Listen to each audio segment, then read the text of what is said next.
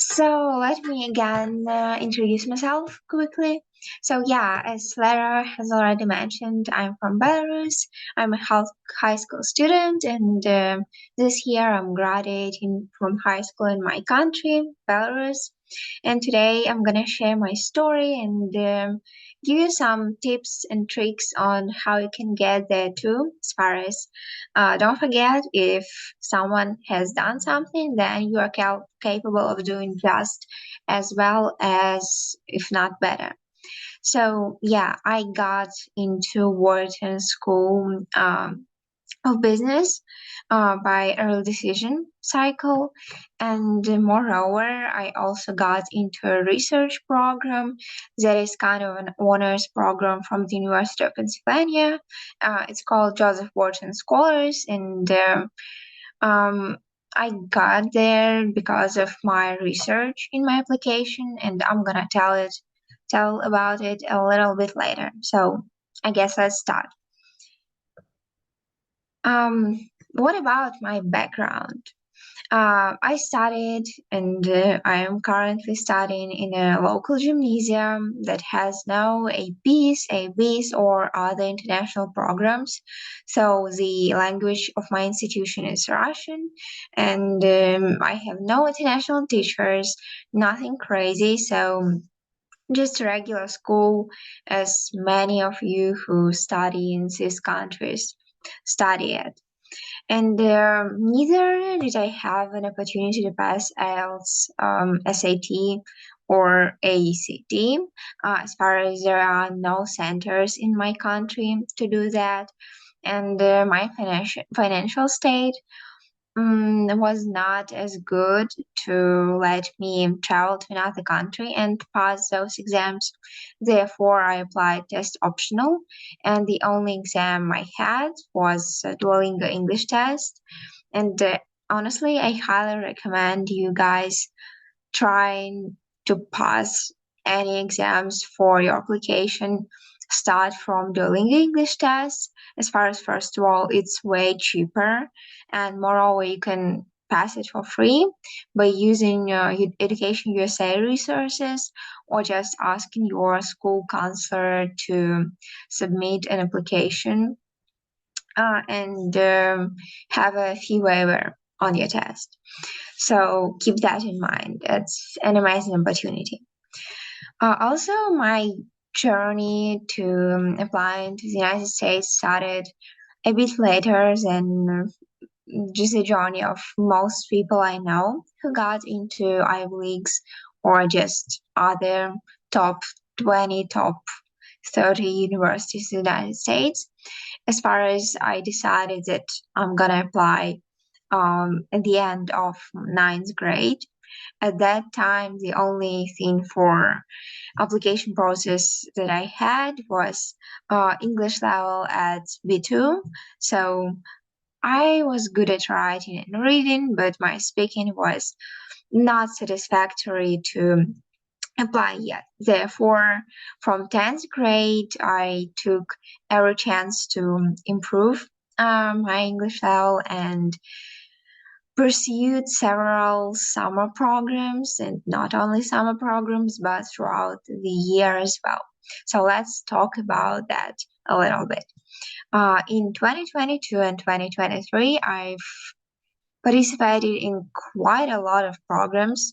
My favorites, let's say, were Yale YGS.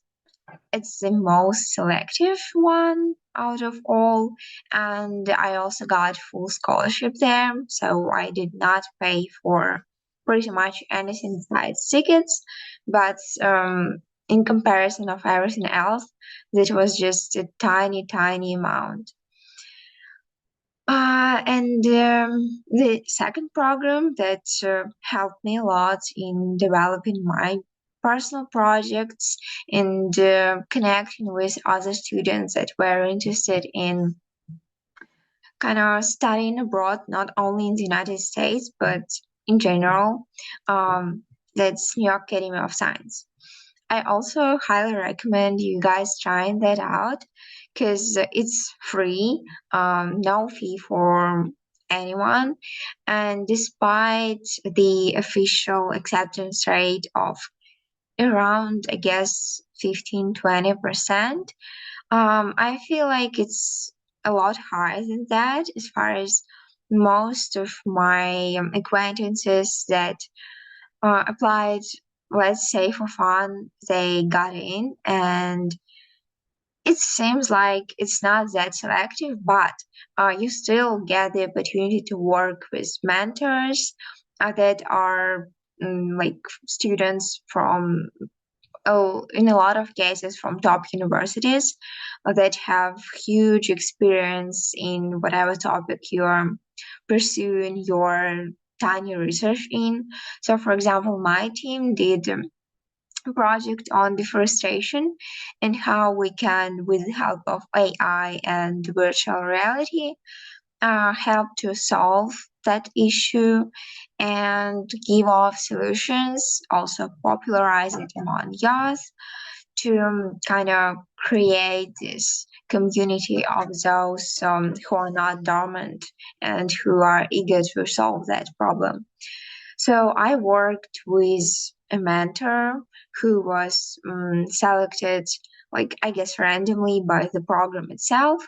So every team will eventually have their mentor. It's not a hard process. So if you want to be a team leader, believe me, it's not that hard. You just have to text everyone you would love to have the team member, and that's all. So by the end of the program, I had a few really good friends from India and the United States. We are still in touch with them. And that's really amazing because your environment, your communities that you have plays a huge role into your application journey and in your development as a person, as a student.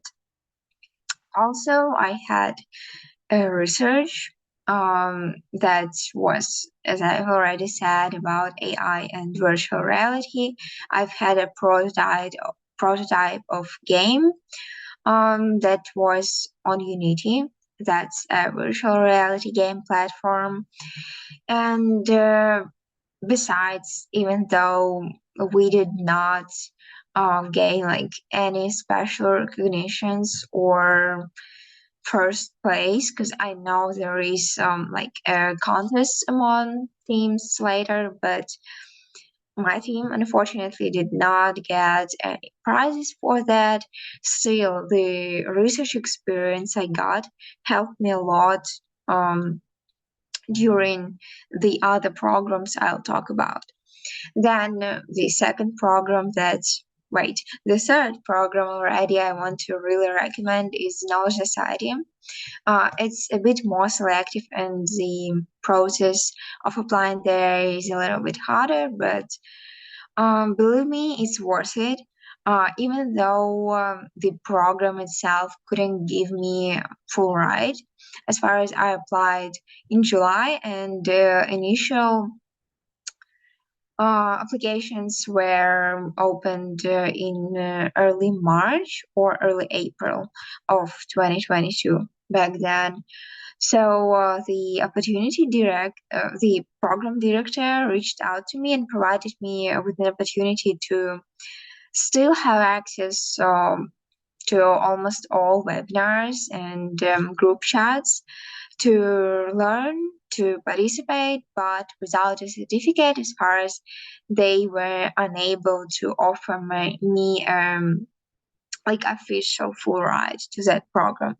So I took that opportunity, and my experience was really amazing. I cannot be more grateful for the director. And once you apply, as soon as applications are opened, then you have all the chances to receive up to full ride. So also that program is something you need to keep in mind. And my probably ultimate favorite is Opportunity Funds program. It's a program from Education USA, just as Competitive College Club, which is BCCC in on that slide. So opportunity funds provided me with Duolingo English test coupons to pass it for free. Also, they paid for my CSS profile when application process was already in the middle of it, and they also paid for a few application fees for universities that were unable to provide me an application fee waiver. So I highly recommend that program as well, because you can save up a lot of money. Plus, once you are accepted with sufficient amount of money, they will pay for your tickets and for your visa. So that's definitely something you would love to have. As far as everything costs almost an arm and a leg, so highly recommend again. Here you can also see some pictures from my Yale YGS experience when I've studied on Yale's campus, and truly that was the time where I connected with students who were so passionate about what they were doing. Plus, I was able to create strong bonds, not only of friendships, but networking bonds. So later, after that program, one of my acquaintances invited me into a volunteer organization that is online and international. And even though I did not mention it in my application, that was still a really amazing experience because I was the head of the design. And for me, that was a process where I could learn and communicate with every other amazing and passionate student out there. So keep in mind that summer programs or such international programs throughout the year can really boost your chances as an international student just because you will be exposed to that community and you will pursue those projects and researches that can potentially boost your application to universities. Now let's talk about my application journey to the United States colleges. I plan to apply to 26 places. One of them was United World Colleges, UWC, and three of them were based in China, but those universities also provided like exchange programs where I could spend potentially a semester or two in the United States. So from that, I can say that my initial goal was, of course, to study in the United States as far as a business analytics major who also wants to pursue a career in finance or consulting, whatever I'll decide after I graduate. It was just the best possible place to go and to pursue internships later. Initially, I applied to 11 schools via early action. So one, of course, was University of Pennsylvania. I applied early decision. So that is a binding cycle that I took as far as I was in love with that school probably for a year. And it was my ultimate first choice. So before I got my early decision results, 4 decisions were out, and let's talk about them. So overall, I got more than $1 million in financial aid, which sounds crazy. I know I'm still processing it, but yeah, it happens, and you can do that too. So, from University of Pennsylvania and Minerva University, I received full ride. Minerva University is a truly captivating place that provides like full scholarships or whatever is your needs, they cover it to everyone who is accepted. So although I did not receive an official financial aid letter as far as I have withdrawn my application, once I got into Penn, Harvard University is still a place that would give me full ride as well. So also I got into three other universities with partial scholarship around 45 to 50% of the total cost of attendance. Those are Drexel University, Elizabethtown College, and Siemens University. All of them were the places I could potentially thrive in, but of course, my ultimate choice was Wharton School of Business at University of Pennsylvania that I am committed and am an incoming freshman at. So, other places I applied via early action were one university in Hong Kong, Linen University, and five others in the United States. Also, I got into the first round of UWC, and I was done my application as far as I got into Penn, of course, but that was also an amazing experience. Oh, yeah. And many people asked me about why University of Pennsylvania. Um, Actually, it's a funny question because every time I was asked that by another incoming freshman, um, their answer would be, "Oh, my brother goes there." Because yeah, it sounds funny, but we are a decision. Most of domestic students that got into University of Pennsylvania were somehow connected or have had the chance to visit campus. And although, yeah, many internationals I've contacted had their lists of tons and tons of reasons to attend University of Pennsylvania, but there is that criteria that some domestic students choose universities based on location or based on their kind of connection to that university. So that was something I did not expect. But my answer to that question was always based on a few points. And on the slide, you can see five of them. They are like my favorite, and those are the things that I mentioned to my Penn interviewer when I had the chance to have an interview with my interviewer. First of all, Penn is famous for its pre-professional culture. That means that students try to seek internship opportunities from the day one. Even now, I have 3 more months before I arrive on campus, but I already know some internships I want to pursue after my first year at Penn. So if you are the same type of person that is so career wired and wants to have all those experiences as soon as possible, Penn is definitely your place to try. Then it's the favorite ever thing that I have ever discovered. It's the connection between environmental and social governments with business.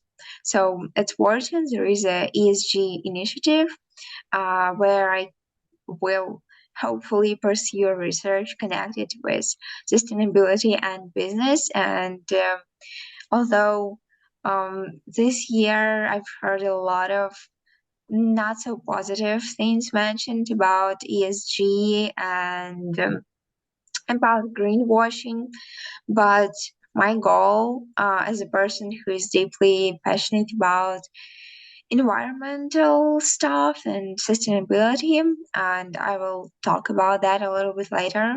For me, the opportunity to pursue research and somehow, for example, go into a consultant firm and help sustainable businesses out there is probably goal of mine, and I will be really happy once I will be able to implement that goal into the reality. The third thing is another, let's say, stereotype about Penn. It's a social ivy. Many people say that, but not so many realize what does it actually denote. It's not about partying, and it's not so much about being constantly around like people, being super extroverted, not at all. But Penn is probably the most diverse community of students that I have ever met and talked to, even before applying there, of course. So, uh, each and every student has their own unique background, and I have never heard of some things that University of Pennsylvania provided me after I got into those group chats where I could communicate with also incoming freshmen. So even if there are two people from the same state, from the same school, their upbringing, their background is so different, and each of them um, gives the opportunity for their peers to gain a super unique perspective and to implement that perspective later into some professional field. So I would say everything is somehow career wired, but community wise, Upenn is definitely a place for diverse mindsets and people who are ready to learn from their peers and be extremely open-minded as far as every person has their own unique story, and that story is so different from what I've used to and from what I knew before talking with the many of current and incoming students.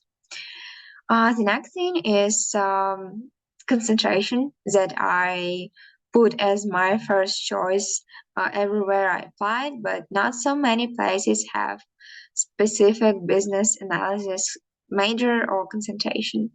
And therefore, in university I've mentioned previously, I mostly applied. I chose business or business administration as my major, as far as there were not as many choices for me to consider. But University of Pennsylvania provided me with an opportunity to pursue two concentrations that will be mentioned on my transcript, and also, of course, I can have electives and I can have a minor, and I'm planning on pursuing a concentration in business analytics, plus in finance, and probably a minor in marketing. But of course, my mind can be changed, even though my concentration was also a criteria that I used while choosing my colleges to apply. The next thing is focus on internships, and something I was surprised to learn about is that Penn provides lifetime career guidance for every student, like every single student. If 10 years after graduation, 20 years after graduation, they have issues with finding a place to work at, they can contact university. Specific like person will help them to find a place to work, and of course that place will not be like McDonald's or grocery store. It will be something connected with their major, with their passion. So it's a win-win for everything. Company will get an amazing professional, and the person will get support from the university, and of course, a new start at a new place to work. Now let's talk about my exams and GPA. So in Belarus, we have a GPA scale of 10, and my overall GPA from grade 8 to 11th was 9.8 out of 10, which is the highest in my class. So that was, of course, mentioned on my transcript. And for those who does not have like 4 out of 4 on a 4 scale GPA level, 4 GPA scale, I can assure you that having the highest GPA in your class is definitely not a thing that will make it or break it for you. As far as many other things are considered, and unless you have like the worst ever GPA, like I'm not even sure, but like 2.5 out of 4, that's where you'll need to worry and try to somehow fix the situation. But in every other case, you'll probably be fine just by getting high exam scores. You can always take like ACT or SAT to boost your chances and show the admission committee that you are actually academically wired and you will be able to succeed at that competitive university. So don't worry if you're not the top 1 or in the top 5 people in your class. And as far as I've said, the only exam I took was Duolingo English test. I passed it 135, which is, if I'm not mistaken, 7.5 or 7.0 on IELTS scale. So that was satisfactory for every university I applied to, and most of them have like um the requirements of 120 or 125. So it's not even C1 level. Sometimes you can pass with a lower score and still get that full ride. So your English test is just a requirement that you will be able to study and perform on another language. Therefore, don't worry if you like make some mistakes or whatever, because as you can probably hear, I'm not a native speaker, and of course, I also do mistakes sometimes. So native speakers also do that. So don't worry about that. Just try your best, and you'll definitely succeed. There, I also want to give you some pieces of advice. When you are preparing for exams, try to find balance in work and like relax, so that you won't be always dried up by the constant preparation. Also, try to make priorities and set your own deadlines. That is extremely important for you to remember and to succeed later on the exam. So, many of you asked me about activities that I mentioned on my application, and as I already said, 2 topics of my application were like the center of it. It was business activities and sustainability activities. So I guess you can read about most of things that I've already mentioned there. But my ultimate favorite were to be. That is an organization that me and my friend founded like 2 years ago. We like monthly create career-oriented events, networking events, and lectures for my peers, for the teenagers and even young adults. So that was my number one activity that I've talked a lot in my interview as well, as far as it can be called some sort of a club. And my school has never had any clubs. I would say clubs were even prohibited. Therefore, creating such community outside of school and giving the opportunity to connect to my peers was something I was eager to do, and that was a passion of mine, to work with people and provide them with unique opportunities to network and create their own projects together. Yeah. Another business related activity that I had was an internship in an international marketing agency. Also, I had another internship at local exam preparation organization, and had almost every my activity. I was a leader of some sort, so either I planned and organized something, or I was a team leader, and I think that influenced my application a lot in a way that um, pursuing a business career, and especially a business analyst career, I will need those skills that will help me to communicate with my future team, and have those soft skills and hard skills that will enable me to be a true professional. Plus, and on the university level, it's also something crucial for you to have. So, um, each of your leadership activities is a thing that you can kind of boost, and it will influence your application in a good way, because that's something universities are looking out for. And another side of my application was based on sustainability related activities. First of all, that was academic research. I mentioned in activity section two of those.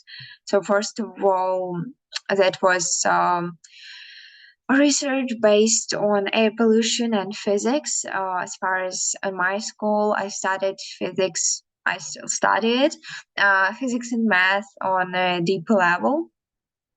So I pursued research as a 10th grade student, although only seniors are allowed to pursue such researches. And I think that was another thing that my physics teacher mentioned in her recommendation letter, as far as she was the one who helped me writing my research paper and preparing for those contests that I had a few prizes at. And another research was pursued actually in the New Academy of Science program. It was about deforestation and um, artificial intelligence and virtual reality. So it all kind of boiled up to a point where I had quite a lot of research in my application. Therefore, later I was invited to participate in a Joseph Wharton Scholars. That is a program, kind of an honors program, that selects students who pursued research in high school, and therefore they will potentially be interested to pursue it on the university level. Another sustainable activity was my website that I created to popularize and raise awareness of problems that small businesses faced once COVID appeared. And even though my country did not have like an official lockdown.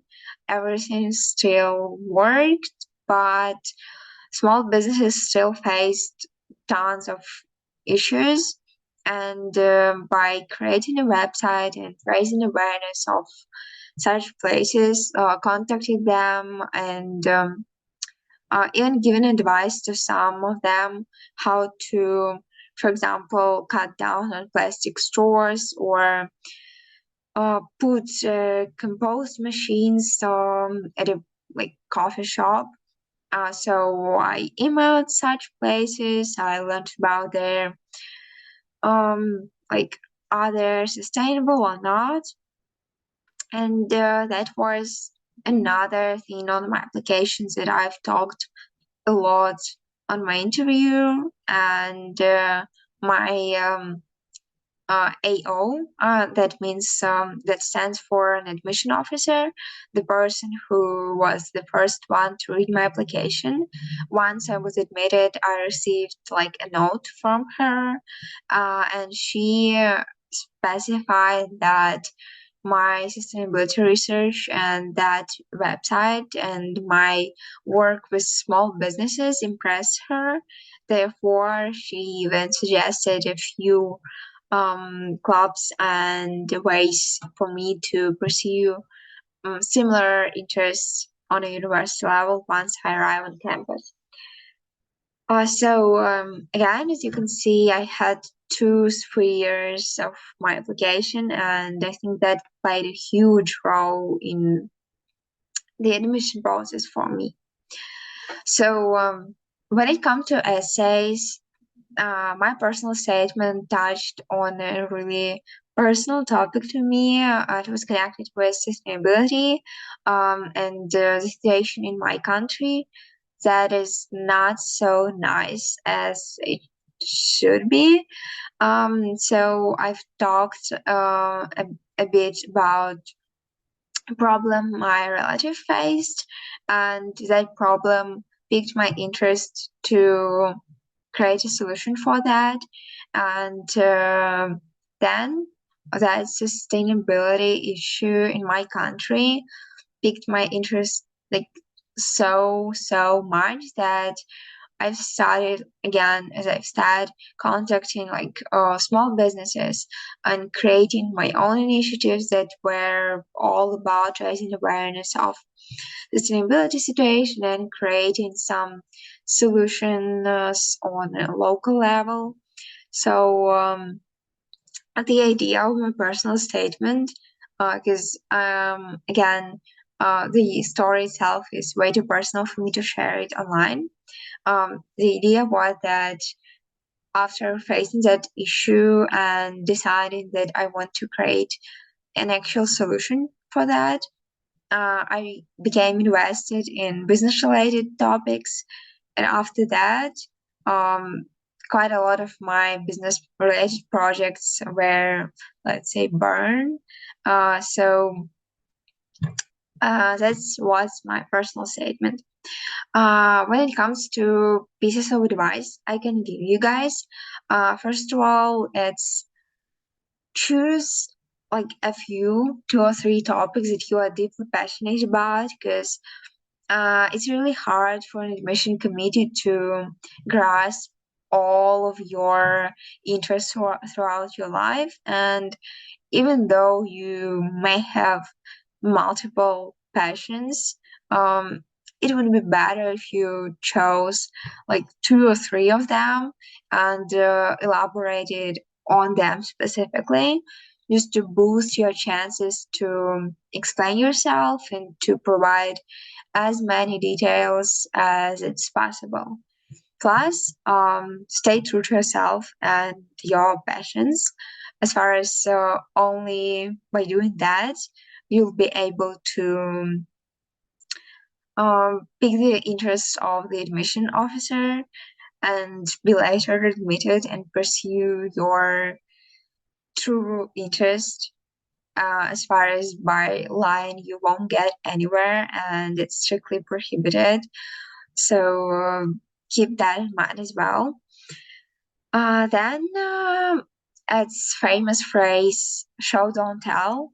I know you've probably heard that a lot of times, and like be yourself is another cliche that I honestly, during Yale YGS program, we had a webinar, like live webinar with an admission committee, and he told us the exact same two sentences, like show, don't tell, and just be yourself.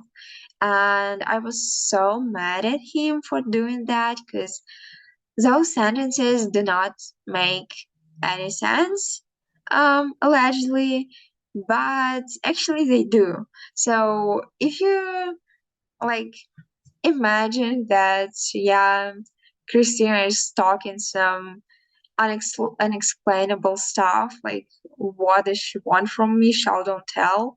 Actually, that phrase makes a lot of sense once you start writing your essays and going through interview process. And once you're admitted, you actually realize that the whole process was about showing the admission committees that you are qualified, that you are unique person that can like be a successful student at their institution and that can be successful after graduation. So by telling about your experiences, not just saying that you are a nice, good, kind-hearted, whatever person, you can kind of get to their hearts and show that you are actually passionate about thing you want to study. And also, always write down your ideas. Um, that is the thing that you must take into consideration. As far as I always tell like students that I help with their essays that drafts, even like the most horrible ones, can be improved, but a blank document cannot be improved. As far as you can rewrite a sentence, but you cannot rewrite nothing. So be aware that even by writing down your, as you see it, most horrible ideas, you can actually get, first of all, experience of writing, creative writing, and you'll just keep generating ideas once you start writing them down. So keep that in mind and don't be shy to write down your most craziest idea. Like, it will all work out at the end of the day. So a few advices I can give you. First of all, find your ultimate strengths. What I mean by that is you can kind of analyze everything you have so far, everything you've done so far, and once you have all your like bullet points, all your activities written down, you can realize that you are good at leadership positions or you are good at giving some pieces of advice. So um, after you understand what you're good at, you can actually point it out in your application and during your interviews so that will be, first of all, a nice experience for you to have to go in depth of analyzing your personality. And second of all, it will really help during the application process. And then don't be shy, don't be humble, or don't think that you are so introverted that you can't do that. Try to get like introduced to a lot of people with similar interests and passions. You can create projects together. You can join a team and become a leader in already existing project. But working together and collaborating with others is like a trait you will want to develop, as far as, well, it will just help you to become a well-rounded person and to succeed later in a career settings. So remember that working together plays a huge role into your university experience as well. Then it's all about planning everything. So setting deadlines, analyzing your plan B, plan C, plan Z. Like it's something you need to do as an international student who requires full scholarship to study in the United States. And another like amazing thing is always use possibilities that you have. So whether it is an interview, you literally must do that optional interview or write that optional essay or like do something else that is considered optional, because for you as an international student there is nothing optional in that life, I would say. So always use the possibility to reach out to students of your university or whatever you see as an opportunity, but you think, oh, maybe I don't need actually to do that. You need that. Okay, believe me, I've done it. I've gone through that. So you need it really. And the last thing is your self presentation. So it's all about pitching yourself as if you were a startup project.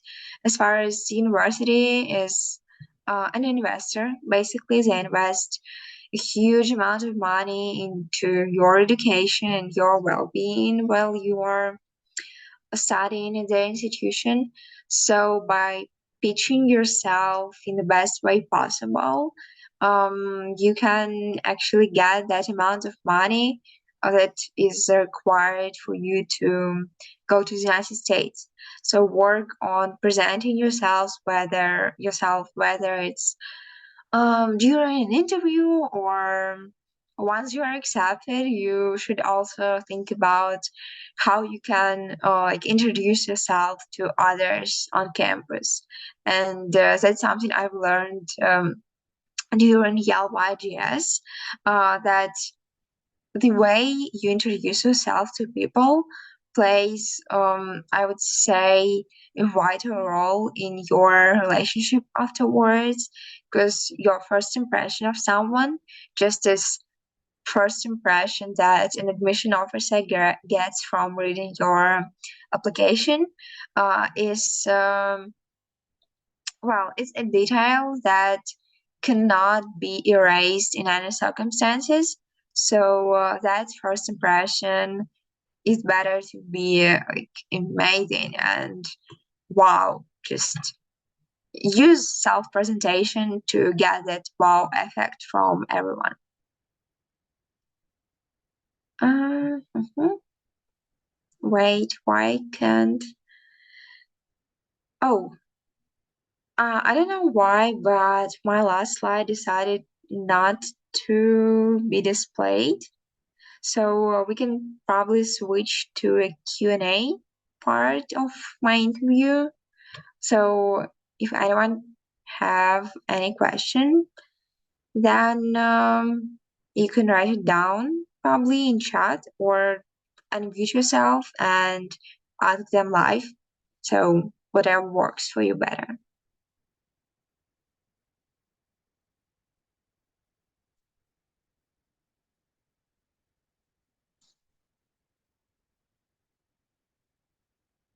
Literally, don't be shy, guys, because I know even the questions that you think are the silliest or whatever, um, they are not silly. So please ask everything you are wondering and that you have on your mind.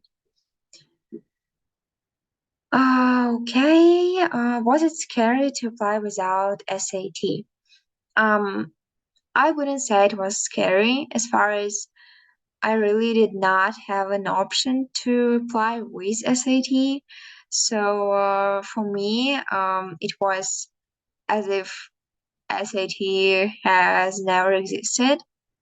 As far as it wasn't an option at all, so I just forgot that it exists, and I crafted my application as if there was no SAT ever, so that my application would demonstrate all my academic and non-academic strengths without any exams as ACT, IB, AP classes, or others.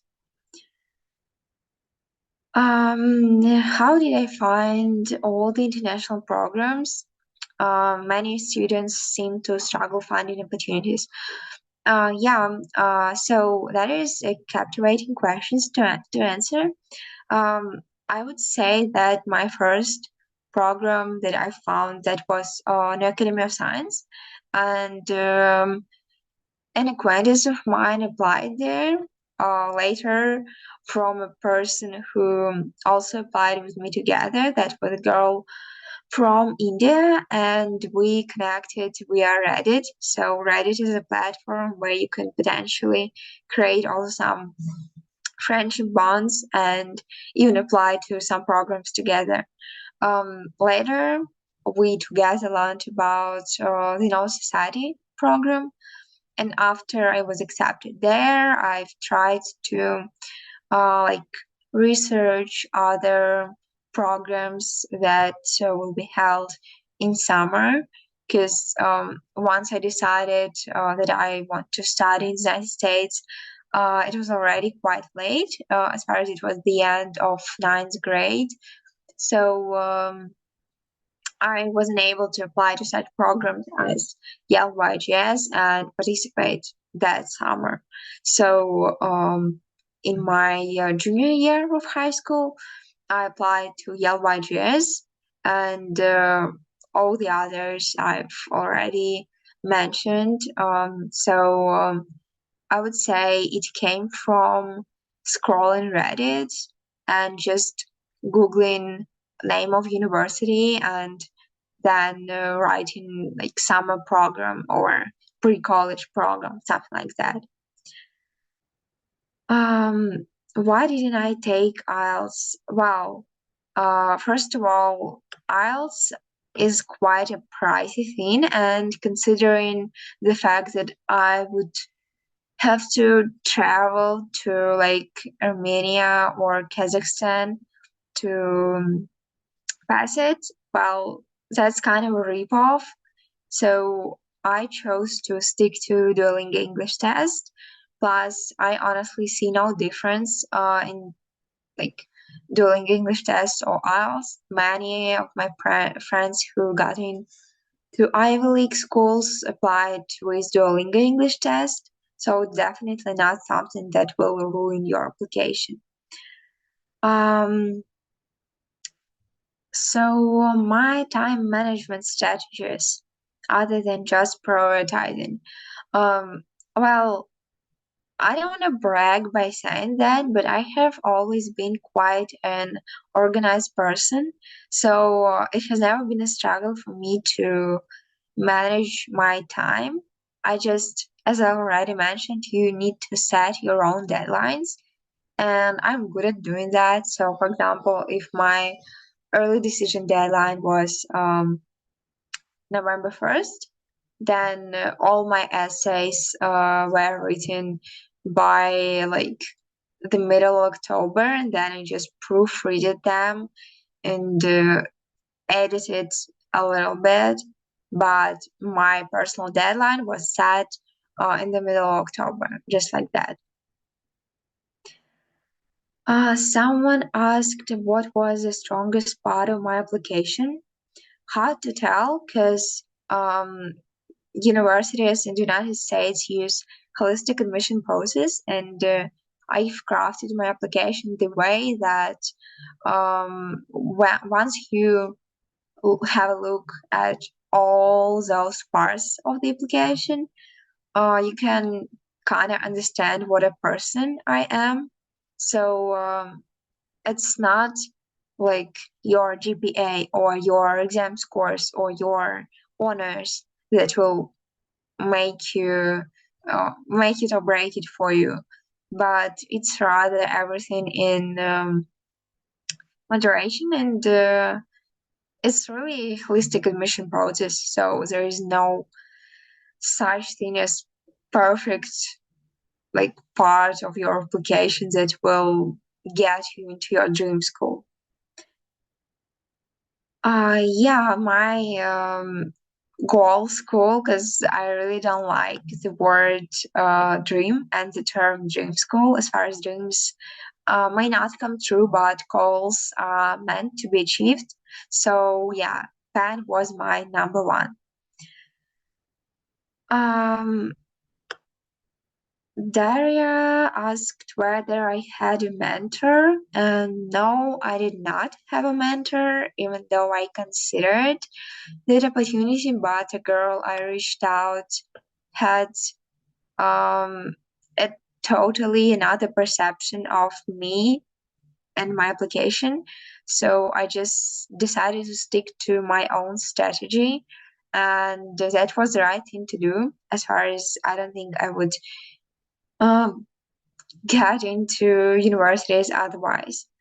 Um, Also, yeah, I've contacted a few people that were already studying at my university just to ask some questions or talk about my essays, but it was more like a proofread thing. And overall, I feel like it stems from my experience applying to many SAM programs without a single rejection. So I did not need any like huge help throughout that process. Um, can I take extracurricular activities online? Of course you can. And as I already mentioned, a few of my researches were based during online programs. And for example, my virtual reality game prototype was also an online activity. Should you follow the exact structure, or you can connect your essay with your personality? What is the best way to write supplemental essays? There is no best way. It really depends on your experience and your, no, not experience, on your background, and on the way you decided to craft your application. So there is no perfect formula for any essay. Do you think it's possible to enroll into an Ivy League school without any help? Um, it depends on your background, like whether, like for me, I've had a lot of experience applying to all those international online programs that were pretty selective, and that taught me to craft an application and to create a strategy for myself. And later on, when I was helping other students, I also realized that every story of a person can be made into an amazing application. So, for those who have the same type of experience while applying to and getting in, of course, from international selective programs, they can truly get into an Ivy without any help. But for a person who like knows only the basics of admission process, it's pretty easy to get lost and confused. So I would recommend um, at least reaching out to students to have some feedback on your essays. That will be really helpful, and I think that will boost all the chances you have. I think that was the last question we have, as we are running out of the time, and I think we should all thank Kristina for this wonderful, beautiful, and helpful presentation. Sorry. And so many brilliant answers to all your questions, guys. Thank you so much, Kristina. Thank you for inviting me over. I was really glad to share my story with you all, and I wish you all good luck in your application journeys. Thank you so much, Kristina. And guys, I'm here to remind you that you'll receive a recording of this webinar, and you also can read Kristina's story, and of course, visit our other webinars that are coming. Stay updated with Borderless, read our stories, and we are always here for you. Good luck in your aspirations. You can do it, and we're here to prove it. Yeah, last slide. Oh, yeah, it finally downloaded. Yeah, so I wanted also to mention that you can reach out to me on Instagram and I will also answer any questions you have, if you still have any, because I'm always ready to chat with you guys. And yeah, and thank you for having me for this interview.